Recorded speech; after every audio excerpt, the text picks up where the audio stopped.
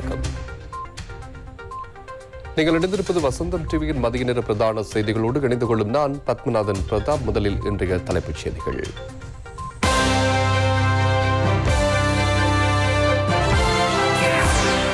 வெளிநாடுகளிலிருந்து இறக்குமதி செய்யப்படும் பால்மாவுக்கு விதிக்கப்பட்டிருந்த வரி முற்றாக நீக்கம். பெரும்போகத்திற்கு காபனுரத்தை வெளிநாடுகளிலிருந்து இறக்குமதி செய்ய 2 கம்பெனிகளுக்கு அனுமதி. 32 லட்சத்திற்கும் கூடுதலானோர் தடுப்பூசியின் 2 டோஸ்களையும் பெற்றுள்ளனர். டெல்டா பயங்கரமானது, நாடு பூராகவும் பரவும், பாதுகாப்புடன் செயற்படுங்கள், சுகாதார பிரிவு தெரிவிப்பு. கொரோனாவுக்கு மத்தியில் ஆட்கொல்லி மார்பர்க் வைரஸ் கினியா ராஜ்யத்தில்.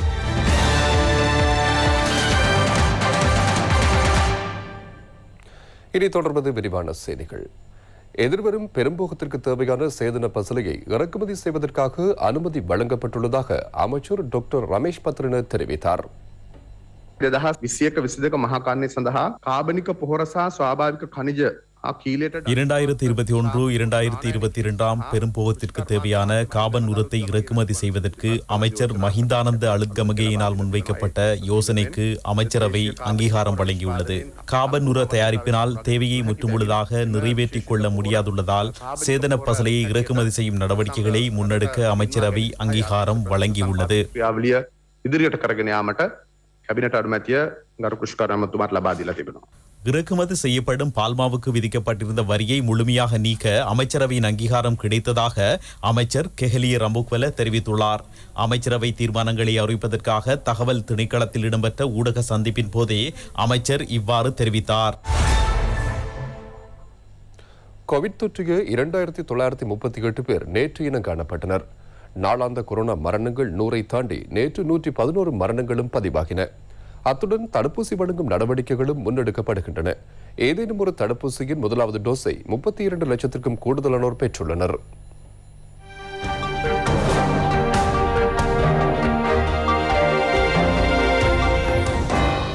நாட்டின் மொத்த கொரோனா தொற்றாளர்களின் எண்ணிக்கை 3,32,947 ஆகும். 32,318 பேர் வைத்தியசாலைகளிலும் இடைத்தங்கள் சிகிச்சை நிலையங்களிலும் சிகிச்சை பெறுகின்றனர். பூரண குணமடைந்தோரின் எண்ணிக்கை 2,95,518 ஆகும். சுகாதார சேவைகள் பணிப்பாளர் உறுதி செய்த 111 கொரோனா மரணங்கள் நேற்று பதிவாகின.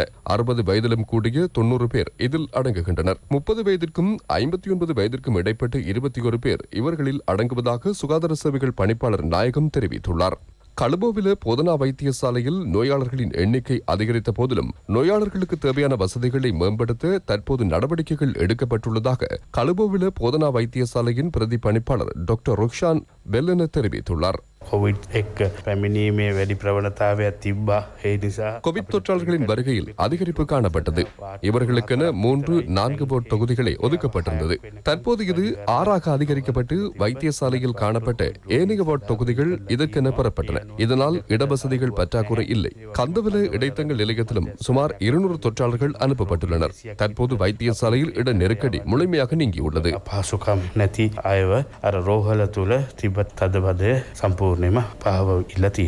அத்துடன் கலுபோவில போதனா வைத்தியசாலையில் வசதிகளை விஸ்தரிக்கும் வகையில் 9 மாடிகளை கொண்ட கட்டிடம் ஒன்று நிர்மாணிக்கப்படுகின்றது. அமைச்சர் நாமல் ராஜபக்ஷ, ராஜாங்க அமைச்சர் இந்திக அனுருத்த இப்பணிகளை கண்டறிந்தனர். அரசு பொறியியல் கூட்டுத்தாபனம் இதன் நிர்மாண பணிகளை முன்னெடுத்துள்ளதுடன் 6 மாடிகளை வெகு விரைவில் பூர்த்தி செய்து வைத்தியசாலையிடம் கையளிக்கப்படவுள்ளது. ரத்னபுரி போதனா வைத்தியசாலையின் கோவிட் சிகிச்சைகளுக்கென தீவிர சிகிச்சை பிரிவு ஒன்று ஆரம்பிக்கப்பட்டுள்ளது. நிலவுகின்ற கொரோனா தொற்றுக்கு மத்தியில் 16 கட்டில்களை கொண்டு அதிதீவிர சிகிச்சை பிரிவு ஏற்படுத்தப்பட்டுள்ளது. அமைச்சர் பவித்ரா வன்னியாராட்சியின் ஆலோசனைக்கு அமைய ஆரம்பிக்கப்பட்ட இப்பிரிவிற்கென 25 மில்லியன் ரூபாவை அரசாங்கம் ஒதுக்கியது. டெல்டா வைரஸானது தீவிரமாக பரவி வருவதனால் உரிய முறையில் பாதுகாப்பு பெறுவது அனைவரினது பொறுப்பாகும் என சுகாதார பிரிவு வலியுறுத்துகின்றது. தற்போது கொழும்பில் டெல்டா வேகமாக பரவுகின்றது. ஏனைய பகுதிகளுக்கும் இவ்வைரஸ் வேகமாக பரவக்கூடும். தமக்குள்ள பொறுப்புகளை உரிய முறையில் நிறைவேற்றினால் இதிலிருந்து பாதுகாப்பு பெறலாம். தடுப்பூசிகள் தேவையில்லை என ஒரு சிலர் நினைக்கின்றனர். தடுப்பூசியை பெற்றுக்கொள்ளாத ஒருவர் நோய்க்காவியாக மாறலாம். சமூகம் தொடர்பாக சிந்தித்து சகலரும் தடுப்பூசிகளை பெற்றுக் கொள்ளுங்கள். ඒක නිසා හැමතිස්සෙම සමාජය ගැන හිතලා හැමෝම එකා වගේ ගිහිල්ලා මේ ඉන්නත ලබා ගන්න කියන එක අපි මේ අවස්ථාවේදී සඳහන් කරන්න ඕන. அத்துடன் கோவிட்-19 தடுப்பூசி வழங்கும் பணிகள் நாடு பூராகவும் வெற்றிகரமாக இடம்பெறுகின்றது. இதுவரை ஏதேனும் ஒரு தடுப்பூசியின் முதலாவது டோஸ் 1,12,60,795 பேருக்கு வழங்கப்பட்டுள்ளதுடன் அதன் இரண்டாவது டோஸ் 32,49,670 பேருக்கு வழங்கப்பட்டுள்ளது. கொழும்பு மாவட்டத்தில் 30 வயதிற்கு மேற்பட்டோருக்கென நரயன்பேட்டை ஷாலிகா மண்டபத்தில் இன்று தடுப்பூசிகள் வழங்கப்படுவதாக போலீஸ் ஊடக பேச்சாளரும் சிரேஷ்ட பிரதி போலீஸ் மா அதிபருமான அஜித் ரோஹன தெரிவித்தார். நீங்கள் கொழும்பு நகரில் வசித்து வருபவராயின் தடுப்பூசி ஒன்றை இதுவரை பெற்றுக் கொள்ளாத 30 வயதிலும் கூடியவராக இருந்தால் இன்று காலை 9 மணி முதல் மாலை 5 மணி வரை நாராயண்பேட்டை சாலிகா மண்டபத்திற்கு வருகை தந்து அதனை பெற்றுக் கொள்ளுங்கள். ராணுவத்தின் வழிகாட்டலில் விகாரமதேவி பூங்காவிலும் தடுப்பூசிகள் வழங்கப்படுகின்றன. கடந்த 24 மணி நேரத்தில் 9,100 பேருக்கு சைனோஃபார்ம் தடுப்பூசியின் முதலாவது டோஸ் வழங்கப்பட்டது. 4,990 பேருக்கு அதன் இரண்டாவது டோஸ் வழங்கப்பட்டது. அஸ்ட்ராசெனேகா தடுப்பூசியின் முதலாவது டோஸ் 1,370 பேருக்கும் அதன் இரண்டாவது டோஸ் 1,470 பேருக்கும் வழங்கப்பட்டதாக ராணுவம் தெரிவிக்கின்றது. தியத்துயன வளாகத்திலும் 30 வயதிலும் கூடியவர்களுக்கு சைனோஃபார்ம் தடுப்பூசியின் முதலாவதும் இரண்டாவதும் டோஸ்கள் நேற்று முதல் வழங்கப்படுகின்றன. வேறகர ராணுவ முதலாம் வைத்திய படைப்பிரிவு வளாகத்திலும் தடுப்பூசிகள் இன்றும் வழங்கப்படுகின்றன. கொழும்பு மாநகர சபையின் வழிகாட்டலில் சைனோஃபார்ம் தடுப்பூசியின் இரண்டாவது டோஸ் சுகததாச விளையாட்டு அரங்கில் வழங்கப்படுகின்றது.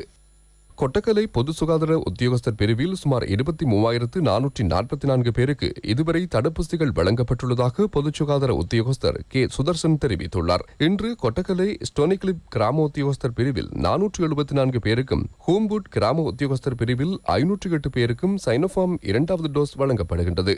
ஏறாவூர் பிரதேசத்தில் இதுவரை 25,000க்கும் மேற்பட்டோர் தடுப்பூசிகளை பெற்றுக் கொண்டுள்ளதாக சுகாதார வைத்திய உத்தியோகஸ்தர் சாஃபிரா வசீம் தெரிவித்துள்ளார்.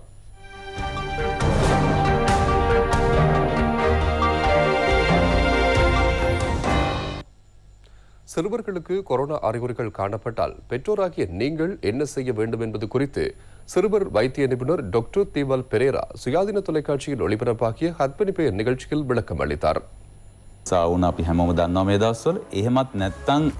இருமல் சளி சாதாரண விடயமாகும். சிறுவர்களுக்கு நோய் அறிகுறிகள் காணப்பட்டால் பெற்றோரோ அல்லது வயது வந்தவர்களில் ஏதேனும் ஒருவர் தொற்றாளருடன் ஏதேனும் தொடர்புகளை வைத்திருந்தால் ரெபிட் ஆன்டிஜென் பரிசோதனையை மேற்கொள்ள முடியும். ரெபிட் ஆன்டிஜென் பரிசோதனையானது பாசிட்டிவாக காணப்பட்டால் நோய் பரவும் வேகம் அதிகரிக்கும். 2 வயதிலும் குறைந்த சிறுவர்களாயின் வைத்தியசாலைகளில் அனுமதிப்பது சிறந்தது. 2 வயதிற்கும் 14 வயதிற்கும் இடைப்பட்ட சிறுவர்களாயின் சந்தேகம் காணப்பட்டால் பரிசோதனைகளை மேற்கொள்ளலாம். நோய் அறிகுறிகள் காணப்படாவிட்டால் அவர்களை வீட்டில் வைத்து பராமரிக்கலாம். கோவிட் நோயுடன் ஏனைய நோய்கள் அதாவது ஆஸ்மா, இருதய நோய், சிறுநீரக நோய் போன்றவற்றிற்கு உள்ளாகி இருக்கும் சிறுவர்களாயின் வைத்தியசாலைகளில் அனுமதித்து சிகிச்சை வழங்க வேண்டும். நோய் அறிகுறிகள் குறைவாக காணப்படும் பட்சத்தில் இடைத்தங்கல் சிகிச்சை நிலையங்களில் சிகிச்சை வழங்க முடியும். கடுமையான பாதிப்புகள் இருந்தால் வைத்தியசாலைகளில் அனுமதிக்க வேண்டும். அத்தியாவசிய தேவைகளுக்காகவன்றி சிறுவர்களை வீட்டிலிருந்து வெளியே அழைத்துச் செல்ல வேண்டாம் எனவும் வைத்திய நிபுணர் மேலும் தெரிவித்துள்ளார். දිගටම අපේ වැඩිහිටියෝ වැඩි කරපු නිසා තමයි දරුවන්ටත් මේ රෝගේ ගියේ. සමහර வயது கூடியவர்கள் மேற்கொள்கின்ற பிழையான நடவடிக்கைகளினால் சிறுவர்கள் பாதிக்கப்படுகின்றனர். ஒரு சில பெற்றோர் விபரீதங்கள் குறித்து சிந்திப்பதில்லை. திருமண நிகழ்வுகள், மரணச் சடங்குகளின் போது ஒன்று கூடுகின்றோம். சிறுவர்களை அத்தியாவசிய காரணங்களுக்காகவன்றி வெளியில் அழைத்துச் செல்ல வேண்டாம். எமக்கும் உங்களுக்கும் நோய் தாக்கம் காணப்படலாம் என்பதே மனதில் வைத்தே செயல்பட வேண்டும். தொற்றாளர்கள் இவ்வாறு அதிகரிக்கும் பட்சத்தில் வைரஸின் பிரிதொரு பிறழ்வு ஏற்படலாம். பொறுப்பு வாய்ந்த வயது வந்தவர்கள் என்ற அடிப்படையில் இந்நோய் தாக்கத்தை எமது சிறுவர்களுக்கு எடுத்துச் செல்லக்கூடாது. சிறுவர்கள் வீடுகளிலே தங்கி உள்ளனர். வயது வந்தவர்களே சிறுவர்களுக்கு இந்நோயை பரப்புகின்றனர். வயது வந்தவர்களின் பிழையான செயற்பாடுகள் காரணமாகவே கூடுதலான சிறுவர்கள் பாதிக்கப்பட்டுள்ளனர். මේ රෝගේ ළමයින්ට බෝ කිරීම වැඩිහිටියන් කරන ළමා අපචාරයක් විදිහට තමයි මම නම් සලකන්නේ. எரிவாயு மற்றும் பால்மா பற்றாக்குறைக்கு துரித தீர்வை வழங்க வேண்டும் என நேற்று கூடிய அமைச்சரவை கூட்டத்தில் கலந்துரையாடப்பட்டது. எவ்வாறாயினும் எரிவாயு பற்றாக்குறை காரணமாக நுகர்வோர் பெரும் சிரமங்களுக்குட்பட்டுள்ளனர். சந்தையில் விசேடமாக லிட்ரோ எரிவாயுக்கு பற்றாக்குறை காணப்படுகிறது. போதிய அளவு எரிவாயு சந்தைக்கு விடுவிக்கப்பட்ட போதிலும் பற்றாக்குறை ஏற்படலாம் என்ற அச்சத்தினால் நுகர்வோர் மேலதிகமாக எரிவாயுவை களஞ்சியப்படுத்த முற்படுவதே இப்பற்றாக்குறைக்கு காரணமாக லிட்ரோ கேஸ் கம்பெனி தெரிவிக்கின்றது. நாட்டிற்கு தேவையான எரிபொருள் கையிருப்பில் தம்மிடம் காணப்படுவதனால் பற்றாக்குறைக்கு இடமளிக்கப் போவதில்லை எனவும் அக்கம்பெனி தெரிவிக்கின்றது. எனினும் சந்தையில் லிட்ரோ எரிவாயு பற்றாக்குறை காணப்படுவதாகவும் நுகர்வோர் தெரிவிக்கின்றனர். எரிவாயுவை பெற்றுக் கொள்வதற்காக ஹொரண நகரில் எதிரில் நீண்ட வரிசையை காணக்கூடியதாக இருந்தது. இதேவேளை பாராளுமன்ற உறுப்பினர் சஞ்சீவ எதிரிபானே தனது அலுவலகத்தில் நடத்திய ஊடக சந்திப்பின் போது எரிவாயு நெருக்கடிக்கு துரித தீர்வை பெற்றுத் தருவதாக கூறினார். நேற்று கூடிய அமைச்சரவை கூட்டத்தில் எரிவாயு மற்றும் பால்மா நெருக்கடி குறித்து கலந்துரையாடப்பட்டது. பால்மா பாவனையாளர்களுக்கும் இறக்குமதி கம்பெனிகளுக்கும் அநீதி ஏற்படாத வண்ணம் பால்மா இறக்குமதியின் போது நடவடிக்கை எடுப்பது குறித்து இதன்போது கலந்துரையாடப்பட்டது. இதற்கமைய பால்மா இறக்குமதியின் போது விதிக்கப்பட்டிருந்த ஒரு சில வரிகளை குறைக்கவும் யோசனை தெரிவிக்கப்பட்டது. லாஃப் எரிவாயு சிலிண்டரை பெற்றுக்கொண்டு எரிவாயுவை வழங்க லிட்ரோ கம்பெனி இணக்கம் தெரிவித்துள்ளதாகவும் இதன்போது தெரிவிக்கப்பட்டது.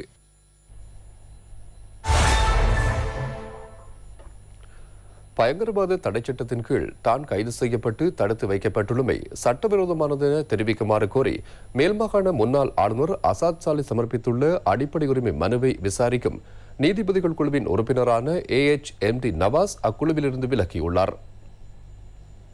நவாஸ் மனுவை விசாரிக்கும் செயல்பாடுகளில் இருந்து நீங்கியதை அடுத்து அந்நடவடிக்கையானது எதிர்வரும் 27ஆம் தேதி வரை ஒத்திவைக்குமாறு உத்தரவிடப்பட்டது. சட்டம் அதிபர் சார்பில் ஆஜராகிய பிரதி சொலிசிட்டர் ஜெனரல் திலீப் பேரிஸ் இனங்களுக்கிடையில் பதற்றத்தை ஏற்படுத்துவதற்கு செயல்பட்டமை தொடர்பாகவே அசாத் சாலிக்கு எதிராக வழக்கு தாக்கல் செய்யப்பட்டதாக தெரிவித்தார். இது தொடர்பிலான குற்றப்பத்திரிகை நகர்த்தல் மனு மூலம் உச்சநீதிமன்றத்தில் தாக்கல் செய்யப்பட்டதாகவும் அவர் மேலும் தெரிவித்தார்.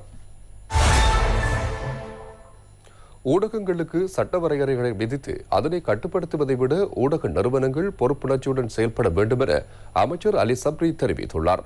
தகவல் திணைக்களத்தில் இடம்பெற்ற கலந்துரையாடலின் போதே அமைச்சர் இதனை தெரிவித்தார். சமூக வலைத்தளங்களில் இந்த மாதிரி செய்திகள் பிழையாக பிரசுரிக்கப்படுகின்றன. அதை கட்டுப்படுத்துவதற்கு ஒரு வழி இல்லையான்ற ஒரு கேள்வி இருக்கிறது.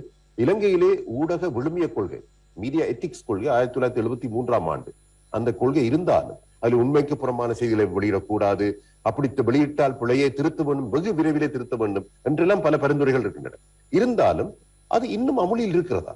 அதான் மீடியா வந்து நாங்க லோ போட்டு பல பரப்புறத்தையும் காண மீடியா நாங்க இங்கிலீஷால சொல்லி செல்ஃப் ரெகுலேஷன் சொல்லி மீடியா மறியோனும் தானே எப்படி ரெகுலேட் பண்ண போறது, எதைத்தான் சொல்லுறது, எதை சொல்லுறது, ஒப்பீனியனை கொடுக்கறதா இல்லாட்டி ஃபேக்ட்ஸை ரிப்போர்ட் பண்றதான்னு சொல்றது ஒரு ரெஸ்பான்சிபிலிட்டி வந்து நாங்க கண்ட்ரோல் பண்றதுக்கான.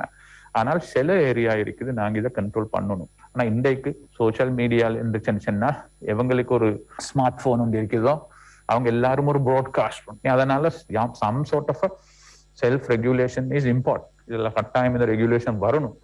இனி அதனால நாங்க 2 laws இப்ப செஞ்சு பேர் பண்ணிக்கொண்டு இருக்கிறோம். நீங்க கேட்ட மாதிரி ஒப்சீன் பப்ளிகேஷன் லோன்னு சொல்லி, அதாவது சிறுவர்களுக்கு விரோதமாக அப்படி இல்லாட்டி போனோகிராஃபிக்கு விரோதமாக சில பப்ளிகேஷன்ஸ் வரணும்.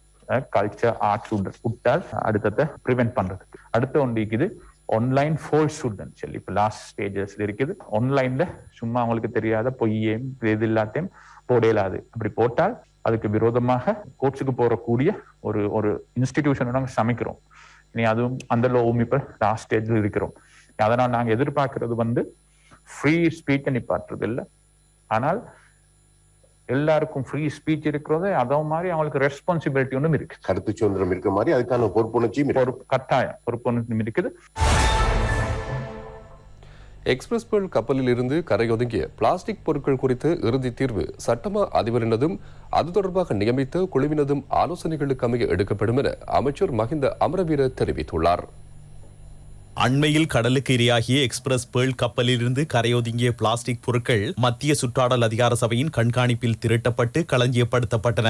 சுமார் 1400 மெட்ரிக் டன் பிளாஸ்டிக் பொருட்கள் 40 கொள்கலன்களில் களஞ்சியப்படுத்தப்பட்டுள்ளதாக அமைச்சர் மஹிந்த அமரவீர தெரிவித்துள்ளார். கப்பல் விபத்துக்குள்ளாகியதால் ஏற்பட்ட சேதங்கள் குறித்த மீளாய்வு கூட்டத்தின் போதே அமைச்சர் இதனை தெரிவித்தார். சூம் தொழில்நுட்பம் ஊடாக இது நடைபெற்றது.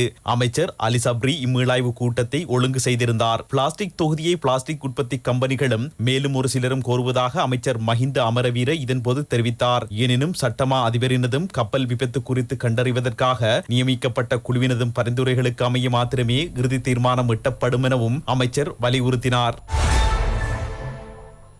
முத்தமிழ் அறிஞர் டாக்டர் கலைஞர் அமரர் எம் கருணாநிதியின் 3வது ஆண்டு நினைவஞ்சலி நிகழ்வு அண்மையில் இடம்பெற்றது.